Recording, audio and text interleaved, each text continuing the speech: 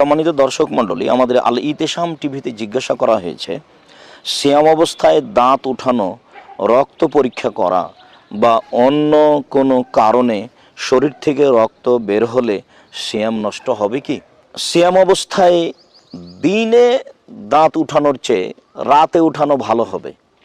কেননা সিয়াম অবস্থায় দিনে দাঁত উঠালে তার ইচ্ছায় অনিচ্ছায় রক্ত পেটের ভিতরে চলে যেতে পারে, যা খাওয়া ও পান করার অন্তর্ভুক্ত হয়ে যাবে। তবে যদি ভিতরে না যায়, সে যদি সতর্ক থাকে, তাহলে সিয়াম ভঙ্গ হবে না। কেননা রক্ত শরীর থেকে বের হয়ে আসলে সিয়াম ভঙ্গ হবে না, তার প্রমাণে সহিহ হাদিস রয়েছে।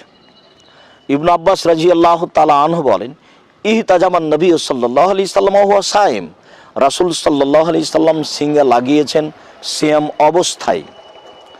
আর সিঙ্গা লাগালে শরীর থেকে রক্ত বের হবে, এটা স্বাভাবিক। অতএব দাঁত তুলে ফেলার কারণে যদি রক্ত বের হয়, তাহলে সিয়াম ভঙ্গ হবে না। সাথে সাথে যদি চিকিৎসার কারণে কেউ রক্ত দেয় অন্যকে, তবুও তাতে সিয়াম ভঙ্গ হবে না।